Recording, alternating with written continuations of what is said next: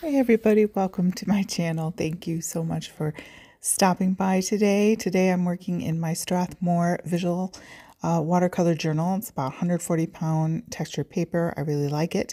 And I'm pulling out an art supply I have not touched, and I have to say a little over a year or so. Sadly, it is one of my actual, besides color pencils, one of the first art supplies I invested in, and that was the full set at the time of, this is back in 2016 or 17, somewhere in there, of Tombow dual tip brush markers. And they are water-based brush markers, and I've always loved them. I used them a lot in the past, and then I got going with some more other mediums that, other media that, I don't know, somehow they got put into a little basket and set aside. But they're great for not only artwork, but card making as well, and paper crafting and journals and mixed media. And because they're water-based, of course, they kind of act like a watercolor, and they're great for travel for that respect too.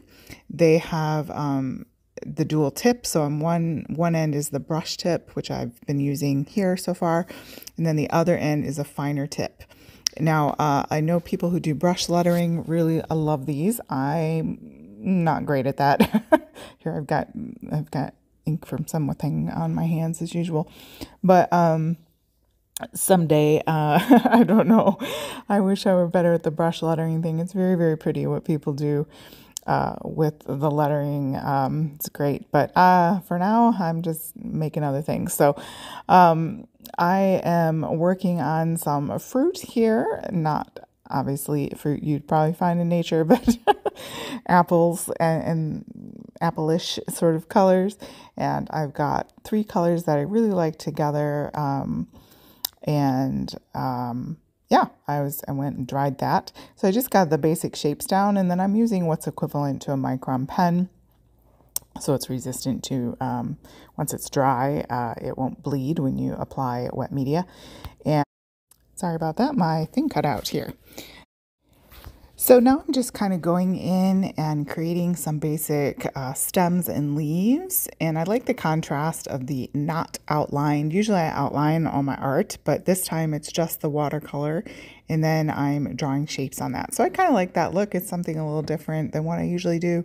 And so I was trying that out and just putting some little black speckles in there. Again, I'm not going to outline the apple shape itself, but just suggesting the indent there and the stem and the leaves on these. And obviously I'm going to more than likely turn these into a surface pattern to sell for digital paper and fabric.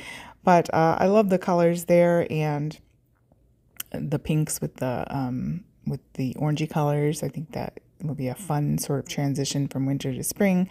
Apples, or maybe I'll save it to fall. I don't know. We eat apples a lot here in Michigan because it's like the one fruit that tastes good in the dead of winter. But anyways, so just putting some speckles on there, and then I'm coming in with my white Posca acrylic marker. So technically it's mixed media, and then putting some white speckles as well. So just kind of trying to lift that brightness back to the little apples there. What's nice about these Tombow watercolor markers is you can obviously do them direct to paper and then just leave them like that, or you can apply watercolor or use a paintbrush and apply water and spread them out like watercolor. But then I'm using just an acrylic packaging that I got on something, and I'm just using the marker on that and then applying my just wet paintbrush to that and using it like a palette. So if you have these in your stash, I hope you go downstairs or upstairs or around stairs and grab them and create some art with them, or any art supply you have that might be hiding in your stash. Thank you guys so much again for joining me. Please check out the links below and hit like and subscribe. I thank you so much, and I hope you have a great day.